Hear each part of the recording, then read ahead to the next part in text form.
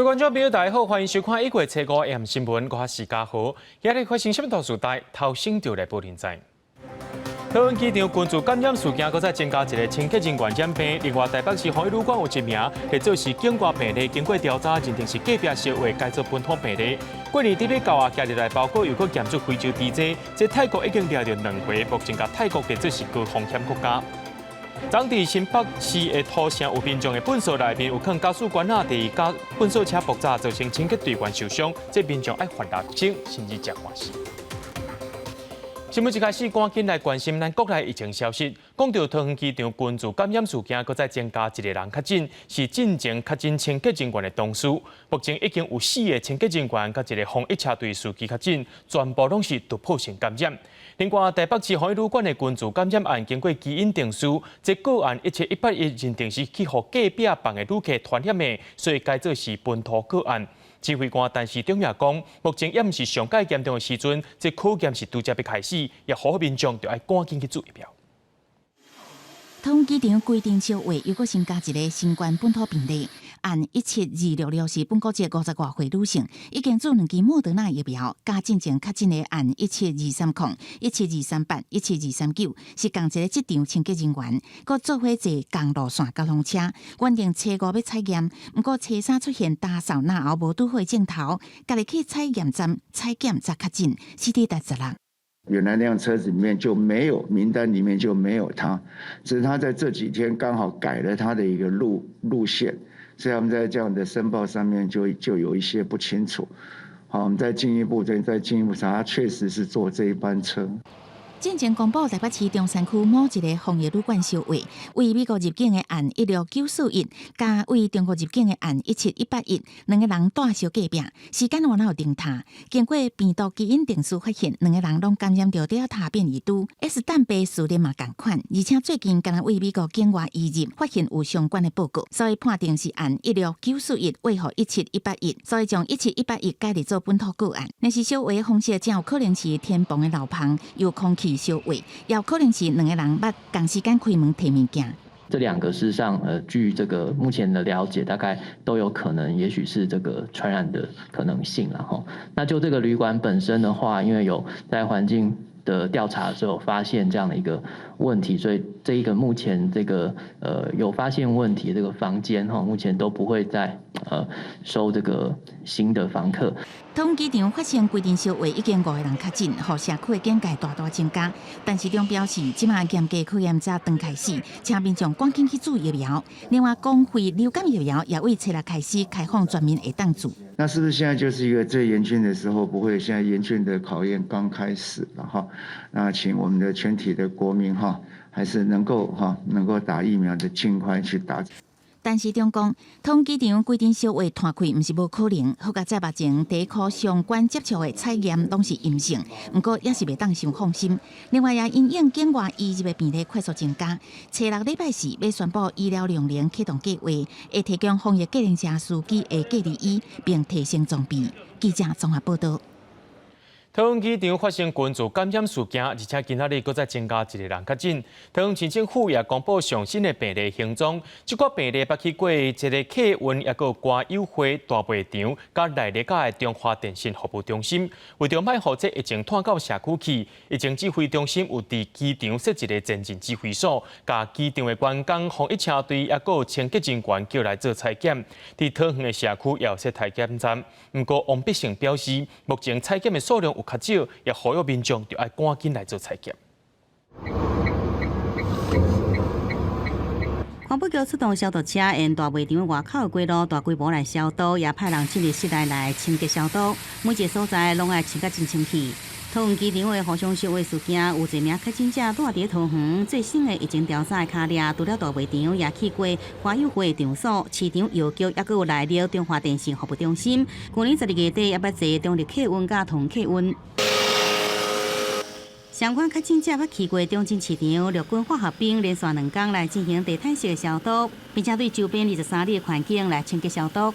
不过，对着市府临时宣布中正市场休市3天，部分的大头无导致行李，希望市府能补贴租金。突然这3天他们这个没办法做生意，那是希望说，是不是政府能够做一些补助，一个他们一个损失。机场的群聚感染事件能够建立起最快、最有效的防火墙。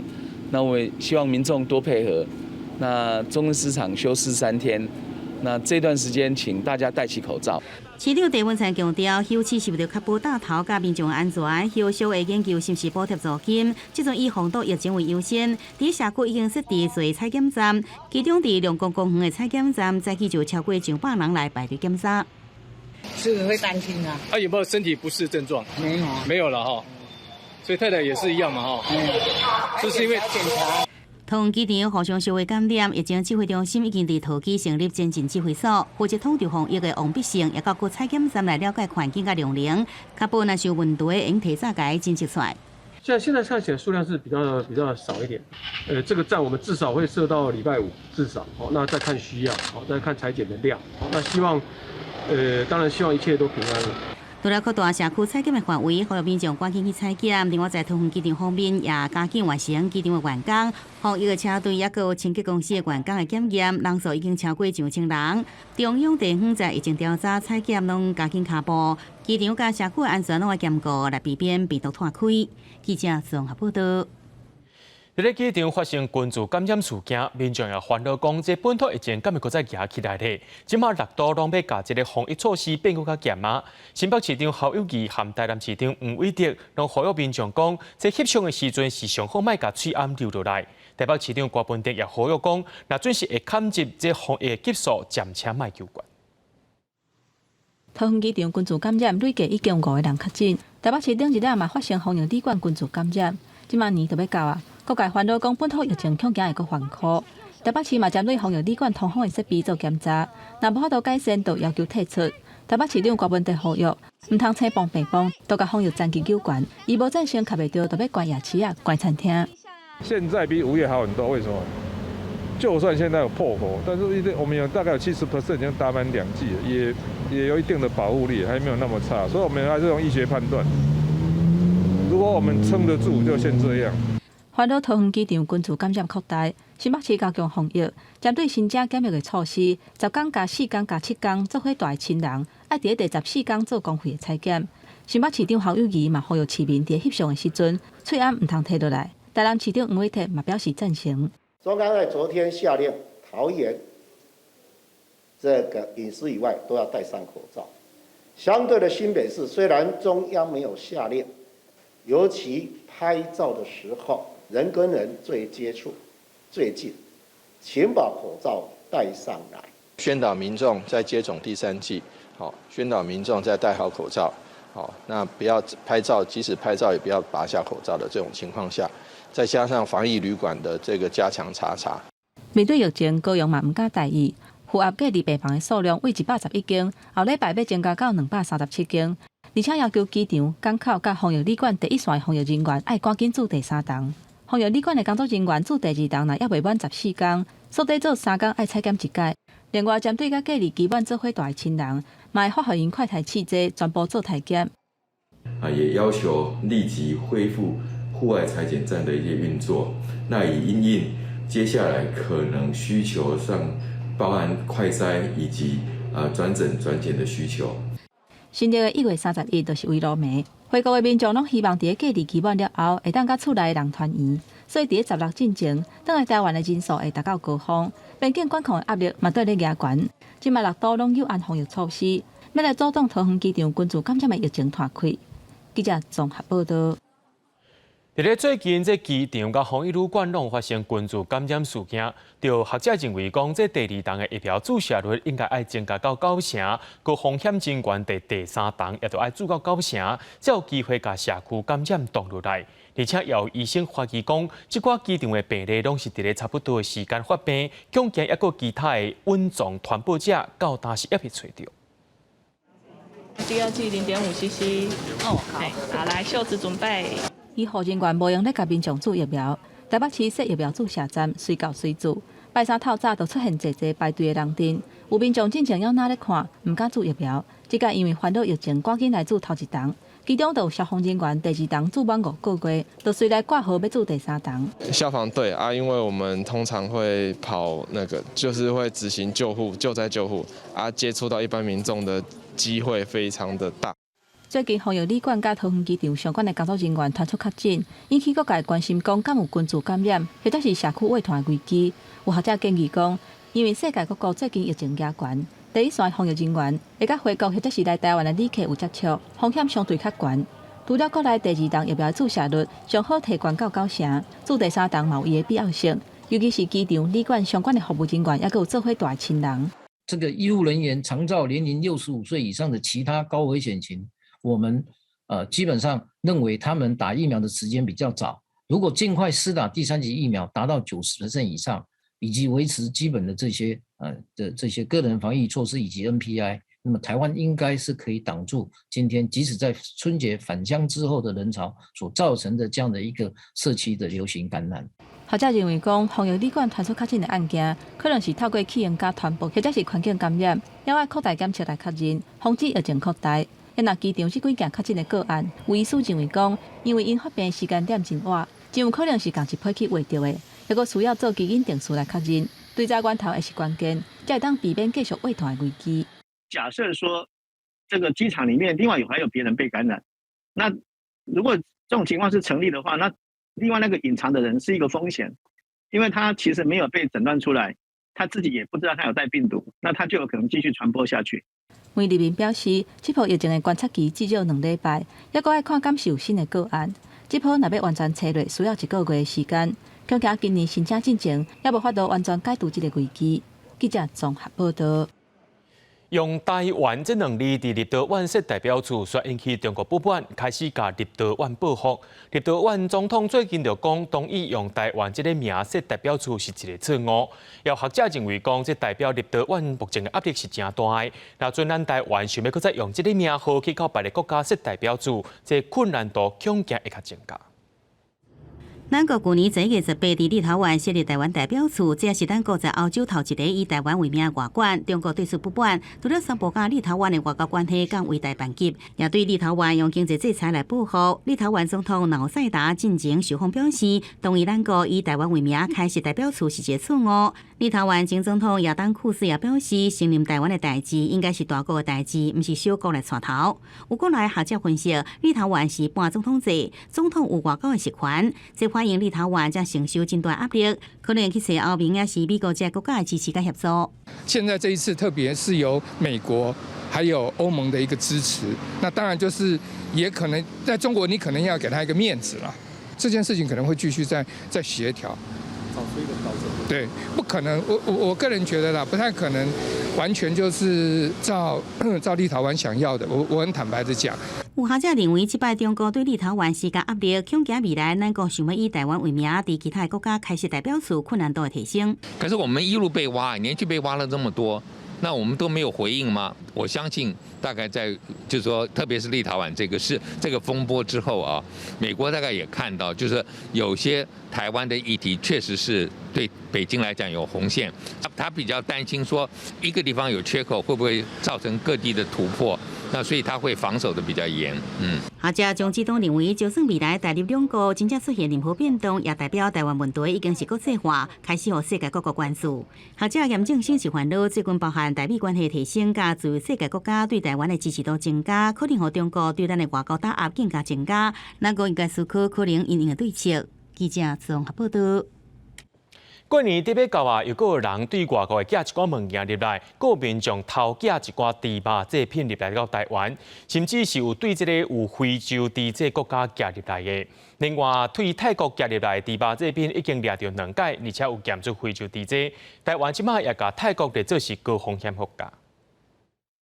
包装外口打泰文的票头，内底有10多条红墙，这包去由台南邮局查落来的商品，车衫确认验出非洲猪只阳性的反应。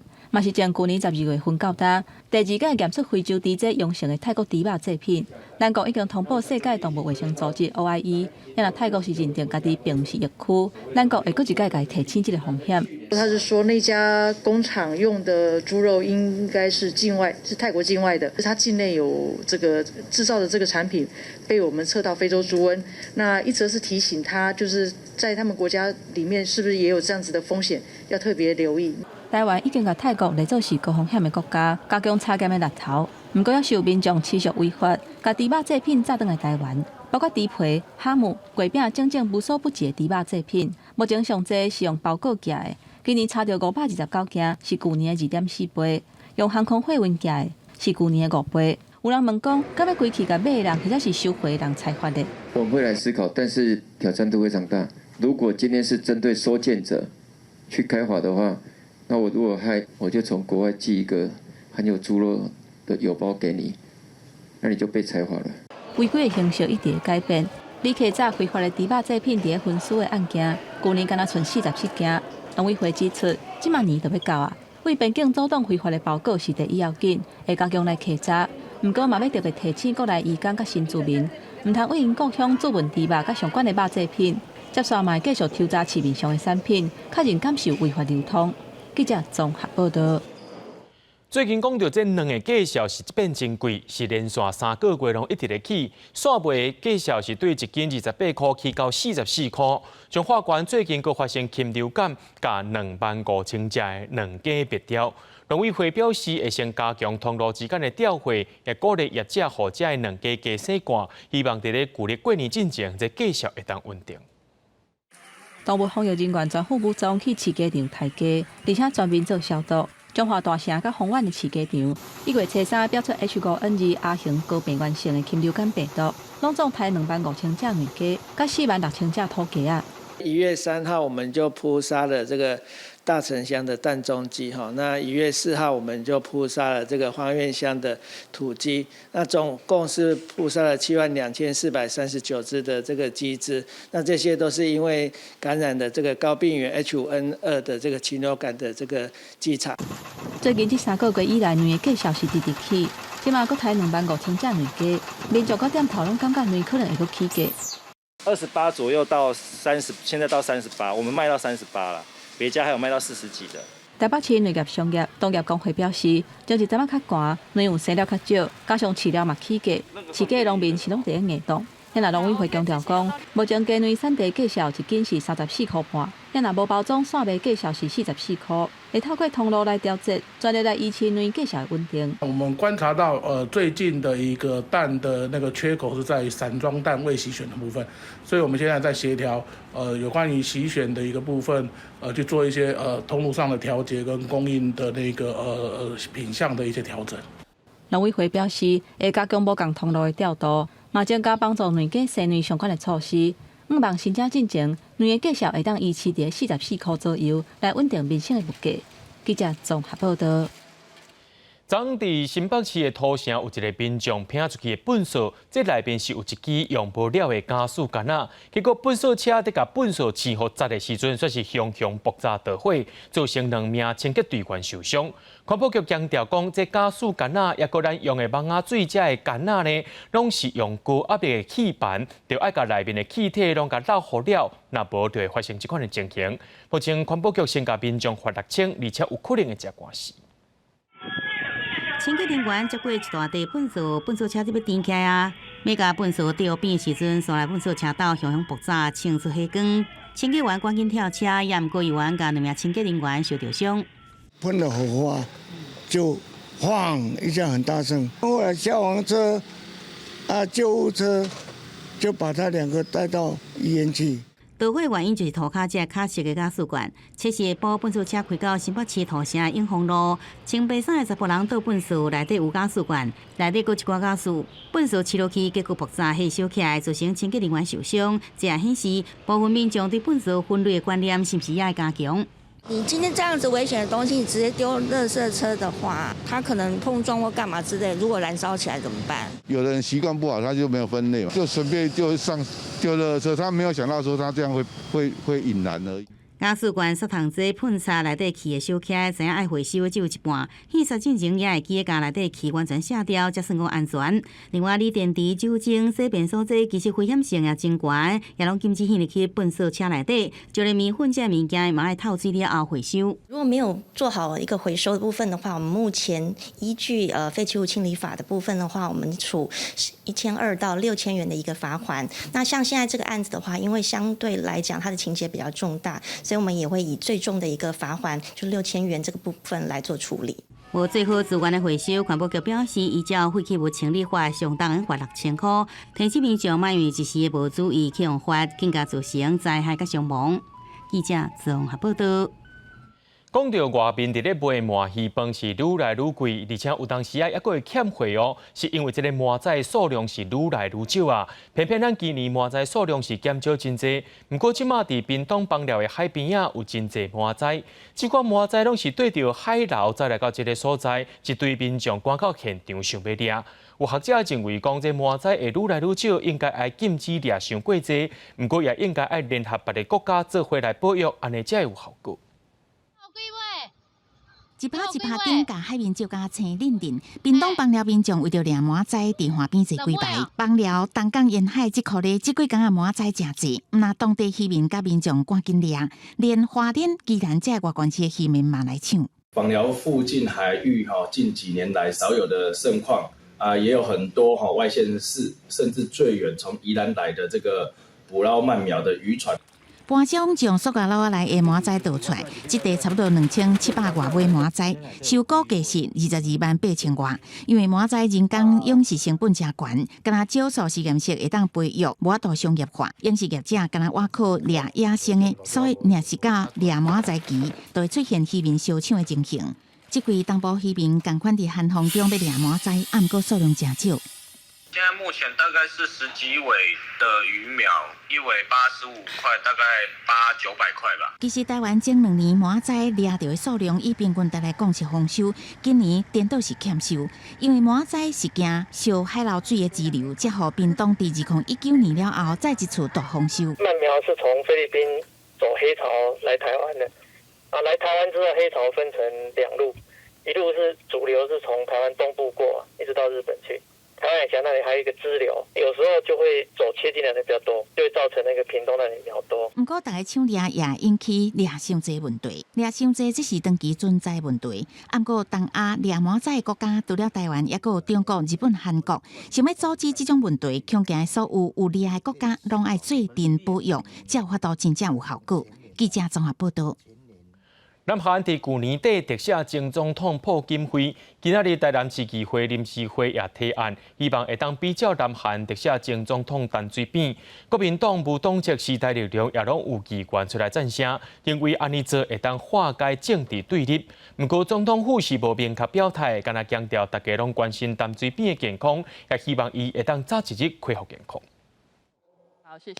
好，那请到刘炳山。台南市议会临时会初5早起，由民进党议员陈怡贞等人共同提案，建请中央以赦免法特赦前总统陈水扁。国民党、时代力量甲无党联盟拢有议员附议，专案通过。希望能够比照南韩总统的做法哈，希望能够特赦陈水扁前总统。那我们也希望能够达到这些政治的和解。争议了哈，前所应该做一个段落的了结了哈，所以我也支持陈立珍讲的，应该要特赦阿扁。可是我们也建议总统非法所得要汇回台湾。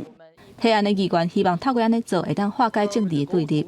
不过国民党议员蔡永辉强调讲，不法所得要是要吐倒出来。陈水扁因后生也就是高雄市议员，陈志忠嘛赞成特赦，因为会当互阿扁这个案件，伫这10几年来对社会造成的风风雨雨告一段落。特赦权就是政治上的考量，那它是要救济司法权的不足。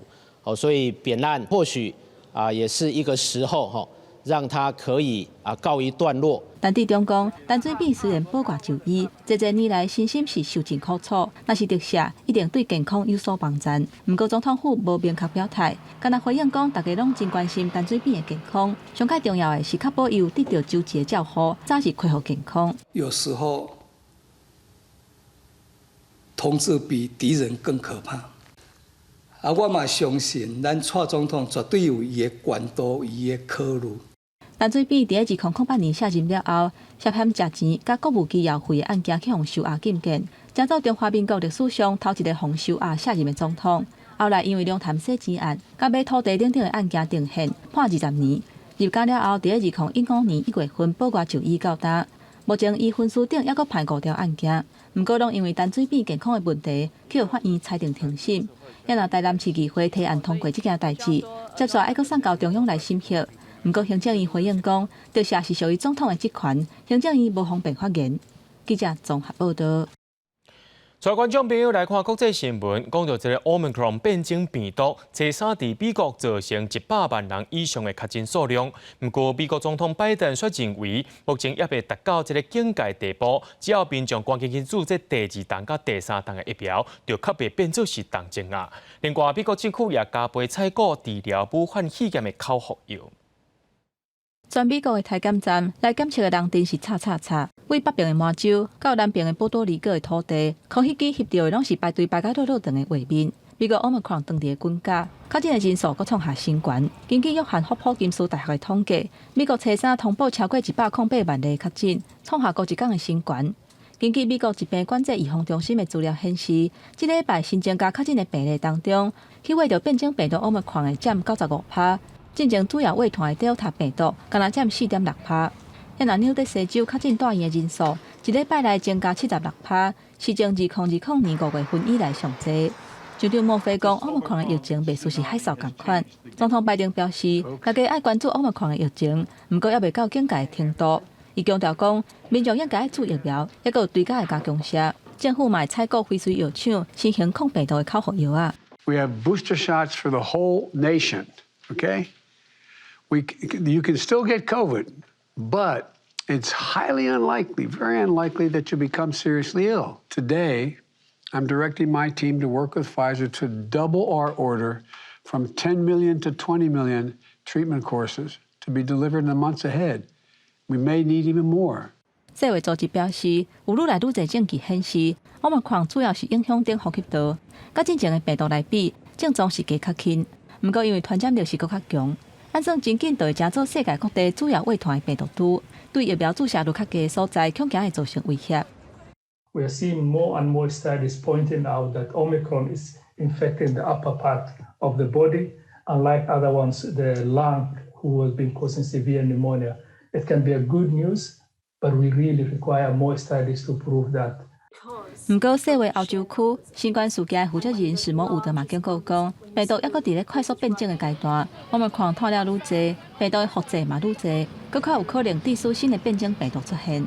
公司新闻林浩如编译。讲到北京的冬季奥运，还未到1个月时间，就要来举办咯。不过，这疫情当日军假来到这的情况，就要遵守当地防疫气泡相关规定。不过，中国因为压迫人权，引起真侪国家外交抵制，有几类人权团体去到美国国家广播公司抗议，呼吁因就千万唔通转播冬季奥运。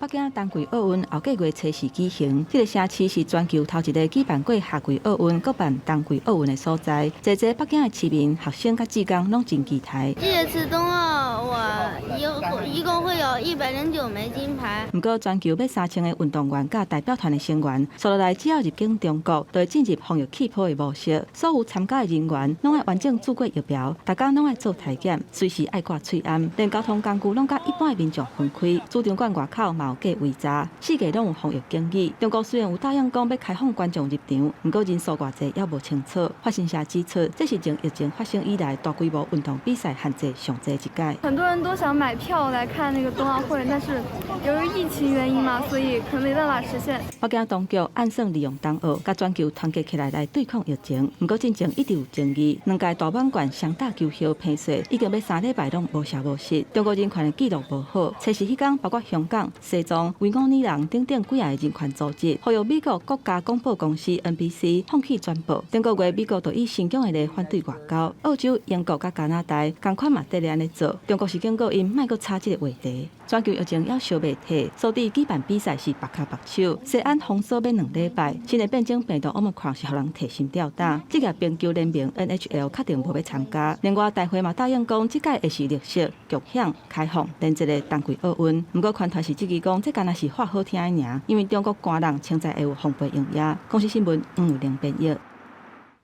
伫咧哈萨克这个所在，因伫今年初宣布讲，这加速的计效要起价，所以引起民众抗争。当地政府随派人去镇压，而且宣布进入紧急状态。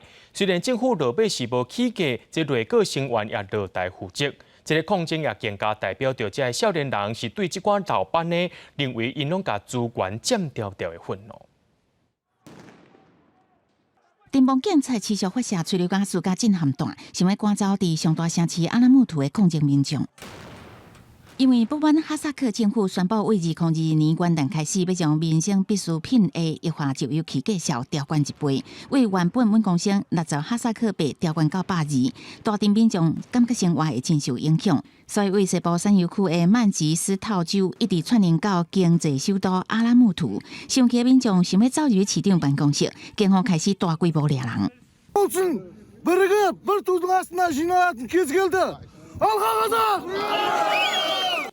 因为掌权挖近30年的前总统纳扎尔巴耶夫，大汉查某囝都是嫁予天然气公司的执行长。民众批评哈萨克官方完全无顾百姓生活，毋但要求政府袂使起价，佮要将液化石油气调降到每公升50块，也不满政治经济拢控制伫古势力的手头。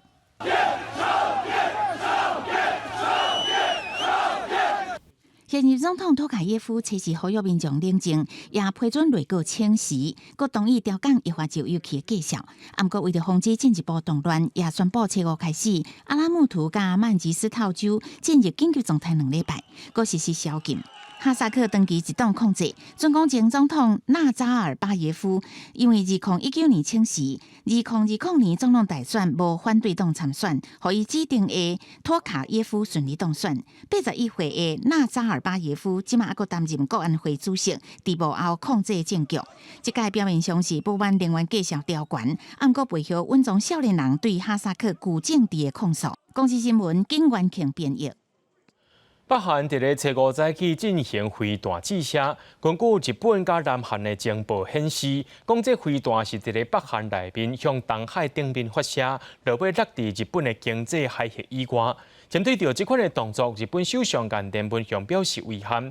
另外，南韩的总统文在寅伊是表示讲，会伫路年进前想办法，甲北韩的外交关系恢复正常化。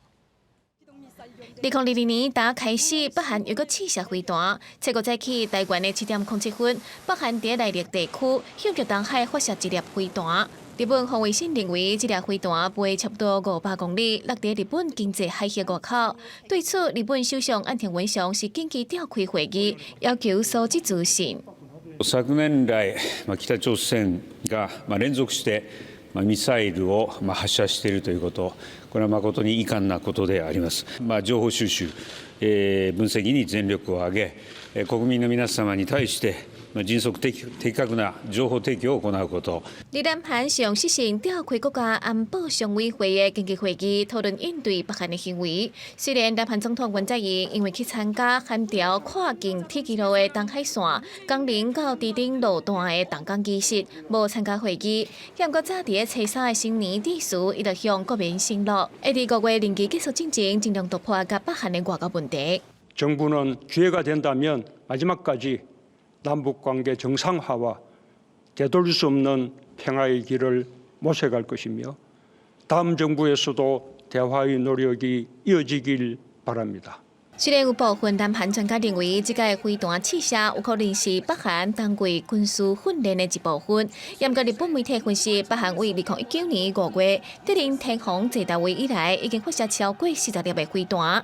这个打过年了后，就发射飞弹，除了想要吸引国际社会关心，嘛伫电视开发飞弹的技术。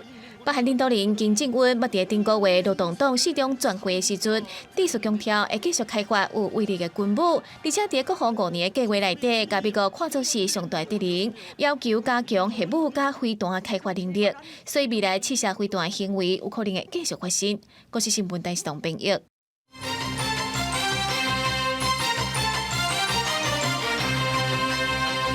国防部伫今仔日进行过年期间加强战备操演，头一天选择了嘉义的空军基地，除了有派出12台 F-16战机以外，也有模拟中国军机进入西南空域演练机尾，甚至这回 F-16战机有真正装飞弹起嚟，展现训练的成果。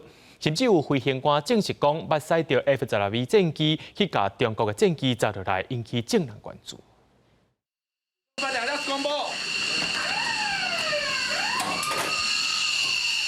台海正式紧张，中共军机操了逐工交代，驾驶员接到起飞命令，快速为警戒线冲出去。先检查战机确认无问题了后，跟随着真大声的引擎声，战机挂实弹升空。起飞效率有偌紧，现场相机只要5分30秒就会当伫跑道顶。因为两花对立，飞官也证实，家己捌驾驶 F-16来拿砸中国的歼16战机。当时拦截的机型是歼16，其实它来的各种机型，其实我们连队的飞行员经验都非常丰富，大概都遭遇过。拢总12台 F-16以上头前的 F-16船头听显尾而行，演练大枪行路。F-16战机是空军目前战力上强的战机，一概出动12台伫个跑道集合，展现空军的战力。国防部初5展开春节加强战备操演，头一天选伫嘉义空军基地，向国人展现国军保卫领空的决心。联合头盔标准系统会当将飞机性能各种资讯投射去镜面，协助飞行员驾驶 F-16精准拍到目标。因为介绍真贵，外界关心飞官是不是熟悉操作这项新型头盔。我们是先以培训种子教官为主，那种子教官经过我们熟悉头盔性能，然后再通过更多的架次去验证它的战术之后，我们才会再做部队的扩训。205的优势，它是在于它全时都是自动飞超结合，它相对的比较稳定。另外，空军也展示EC-005超级宇宙赛直升机，唔但有夜间侦搜能力，飞机顶也有各种急救设备。空军指出，伫两花正式紧张，第4联队负担台海海空作战的任务，以最高标准落实各项战演训工作。记者综合报道。研发武汉肺炎口服药的国鼎生技今仔日宣布，因的新药啊第2期解盲有达成目标，且药啊的感染者因的复原率有到97%以上，上近4月会向美国 FDA 送件申请紧急使用授权 EUA。因来讲到咱国产的高端疫苗要公布实验数据，公注3档的高端疫苗了后，对抗 Omicron 的保护力，甲其他国家的品牌是差不多的。国鼎生技主管群联合召开记者会，宣布公司的口服新冠肺炎新药，伫美国秘鲁甲阿根廷所进行的2期临床试验解盲达标。伫随机双盲安慰剂对照研究下，14天来，互因为新冠肺炎住院的轻症到中度患者，互因一天2剂口服新药，也是安慰剂。试验结果，用药组康复率是97.9%。试验结果，在第14天用药组的患者康复率是97.9%。此外，用药组在第28天，所有病人都没有死亡，也没有呼吸衰竭，康复率是100%。国鼎表示，后续会依照计划将2期临床试验分析数据以及研发相关文件送到美国 FDA 申请 EUA 的审查，估计时间点差不多是今年4月。国鼎同时规划3期临床修案，扩大到韩国、新加坡、欧洲这些所在。另外，国产疫苗高端也发布消息，去年11月得到 Omicron 病毒基因序列了后，已经建立假病毒系统。上新的试验显示，做3期高端疫苗也是有一定程度的保护力。也呈现一个事实是保护力会下降，那这个保护力下降跟所谓的目前上市的这些 mRNA 来比较的话，它具有可比性，因为 mRNA 大概降4到6倍。我们都抱着期待了哈，那高端也是一样，台湾的这个生技的实力哈是应该是值得肯定。对于国产疫苗甲新药拢传出好消息，指挥中心表示，台湾升级实力值得肯定，决定向美国申请紧急授权了后，也是爱向台湾申请。指挥中心对于国产疫苗甲新药拢非常的期待。记者综合报道。国粹暗是保护家己，也会当保护别人。不过，昨有一个客运司机因为车顶有人客，这喙暗无挂好势，就甲伊扣劝。想袂到这个旅客等待全部人拢落车了后，竟然走去找司机理论，佮出手拍司机。落尾警方也依照着伤害罪，甲这名旅客移送法办。车顶的人客煞咧落车，穿蓝色衫的查甫人伊额头较认一个，看到车顶无别人，见到客运司机准备要离站的时阵，过来理论，甚至佫无讲无答，出手就拍人。没关系，你动手了。甲木几落拳，甲司机的头壳顶、后头壳啊，拢甲击几落下。司机干那会当一直抵抗，了后警方接到报案，时刷过来到现场。你为什么要打啊？所以你确定你有打他了哦？这件纠纷发生伫个初四下晡4点半，司机讲，这个乘客和伊的朋友对家人上车，因为查票的问题，伊心内起毛歹，佮伫个车顶开讲，无甲喙往挂好势，经过劝导，伊心内无欢喜。结果，这个客运来到台北市大安的中孝敦化站的时阵，司机就起互拍几落拳。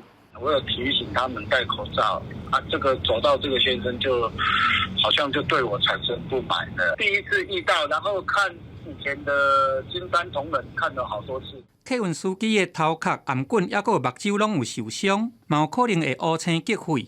警方来到现场，嫌疑犯嘛有承认拍人，佮只有现行犯甲带转去侦办。刘贤酒后心生不满，徒手殴打无名的头部。刘贤外出未戴口罩部分依传染病防治法，函请主管机关裁罚。出手拍人，只有伤害罪甲移送地检署，只是讲疫情都还未解封，即马本来就应该甲喙往挂好势，所以因为这个防疫的规定，互人扣劝了后，过来起冲突，来引起这个暴力的事件。记者综合报道。经济部中央地质调查所公布上新断层的分布图，伫南投、台南和高雄这3个所在有新增加3条断层，目前全台湾有63条活动断层。学者也呼吁地调所应该把科学界所研究的一寡新资料、断层资料，赶紧填入去目前的资料库。经济部中央地质调查所根据上新的调查资料，更新全台活动断层资讯，增加10万年来有活动记录2条第2类断层，分别伫南投集集以北南河沿的初乡断层，台南玉井附近的口小里断层。另外新增加1条第1类断层，也就是1万年来有活动记录的赤瓜林断层，伫高雄桥头。我们公布这个最主要目的还是建议。附近如果有一些建设的话，那么就是强化你的基础工程，然后提高耐震系数。赤瓜林断层因为附近有高铁路线，附近有高雄市重点发展的桥头区航空区真受到关心。地质所表示，公布资讯应互相关的所在加强建筑耐震系数。学者分析，赤瓜林断层是每年拢咧选移的尖移断层，若是厂房跨过断层，无到4-5年就必开的可能。目前它画设里面的赤瓜林断层就是经过桥头科学园区，那所以它在这个将来科学园区里面的厂房各方面配置上来讲，它就必须要依照这个活动断层画设完了之后，它去做调整。学者认为断层甲地动风险有高度正相关。虽然地动无法度预测，不过应透过国土规划避免伫断层大顶悬产生危害。比如规划中的高铁既然经过路线，就跨过既然的大溪甲落水断层。这科学界已经有研究的断层，拢无地质所的资料，也呼吁政府爱赶紧做。记者综合报道。教育部对93学年开始办理高中棒球木棒组联赛，今年的参赛队伍是有史以来上届多，计共有46队。另外，野球投手郭宏志也引进科学运动科学提升训练示范规划，要来提升少年选手因的运动表现。我们的目标是稳扎稳打，拿下每场胜利，创造4连霸。不管是要4连霸，也是进入8强，来自全国46支高中二色木棒的球队代表，设下各自参赛目标。巴鲁古比国伫中职的体育的强头季宏志讲，这代的青棒选手体格好，要找主训也真方便，更加需要系统化的科学训练。会做一些角度分析，让你知道说在什么样的投球的角度下，你比较不容易产生受伤的风险。不是包含只有像平镇高中，或是让其他的一些高中偏乡的学校，他们能够有一样的训练方式、一样的训练方法。希望集体了后，导入文科训练提升表现。即摆会伫选出的代表学校来进行试办的计划。另外，即阵替日籍西武狮队拍球的吴念婷讲，一定有袂少的青棒选手想要进入联赛，来证明予中职的球团看。也毋过家己爱认真想看卖，敢真正准备好咯？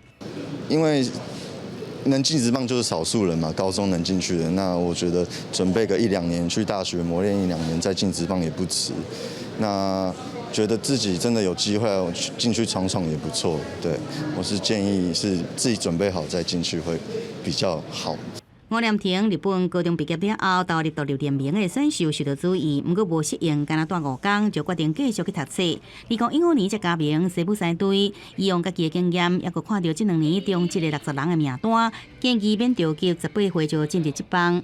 记者自荣报道。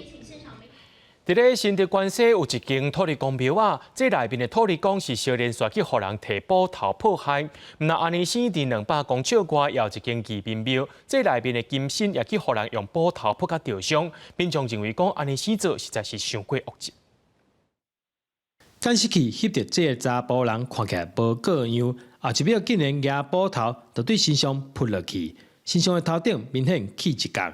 毋但安尼，另外2尊神像甲义民爷的牌位，也受到恶意破坏。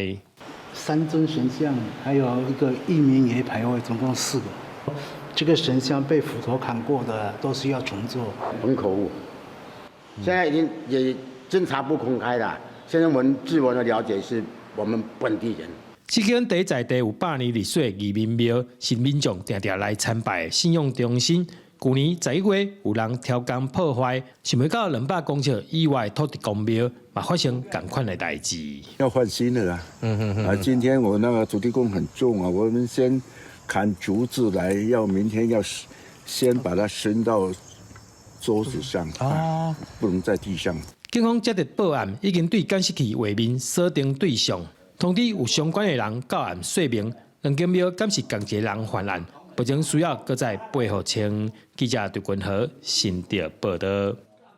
为着要互一寡家庭照顾者伫年节的时阵停好休困，台北市卫生局来开放互民众提早预约这居家服务照顾，也提供视线也无伫国内的独居老人会当申请。这2年受到疫情影响，这申请的数量是比英国更较多。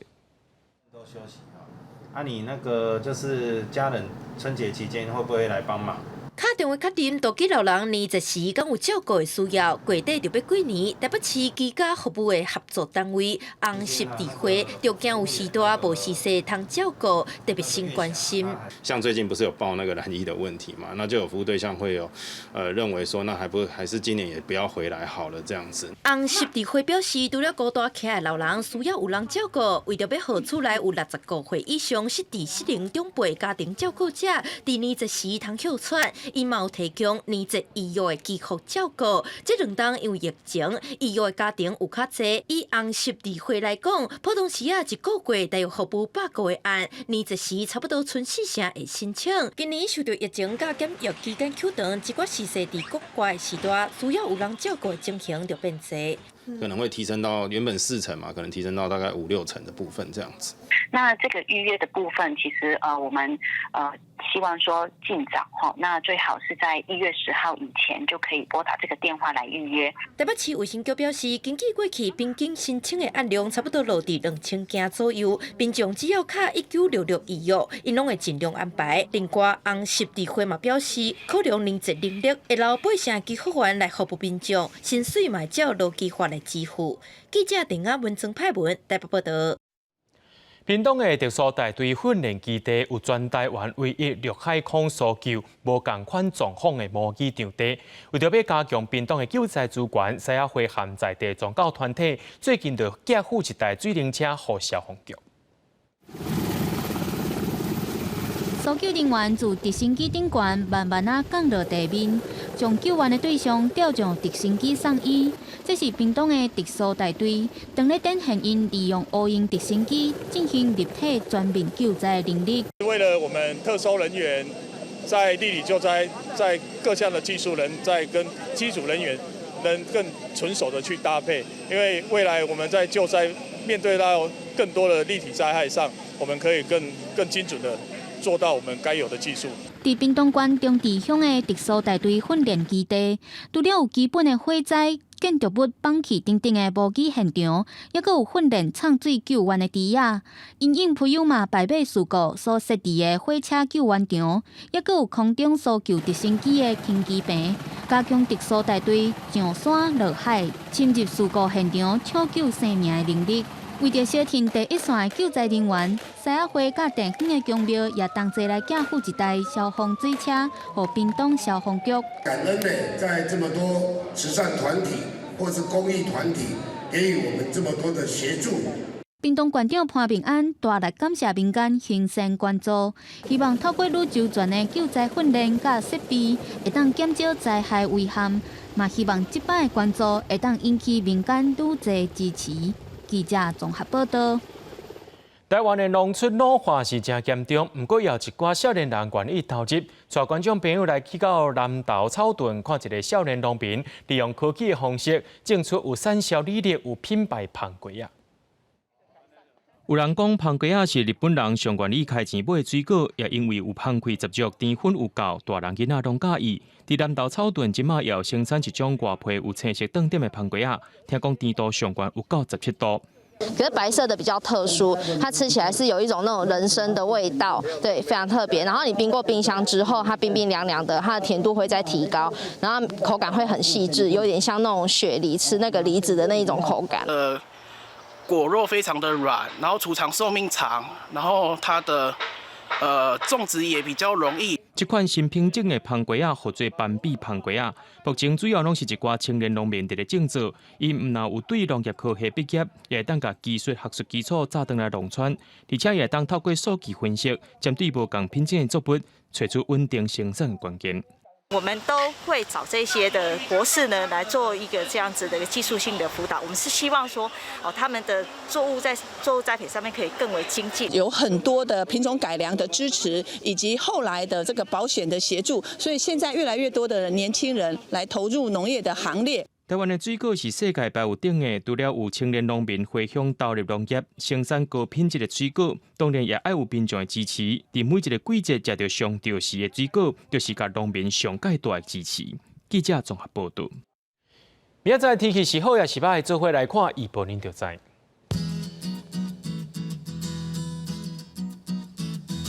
基隆到新竹是对16度到18度。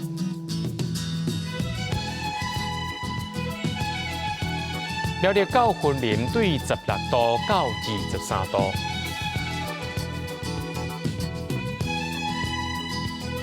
嘉义到屏东是对16度到26度，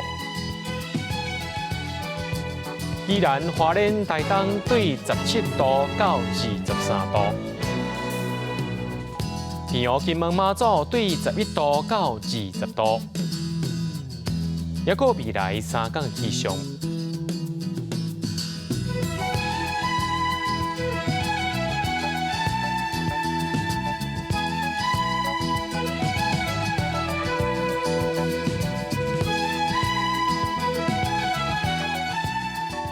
感谢各位观众朋友收看今日AM新闻，我是嘉豪，咱明仔载暗时7点再相会。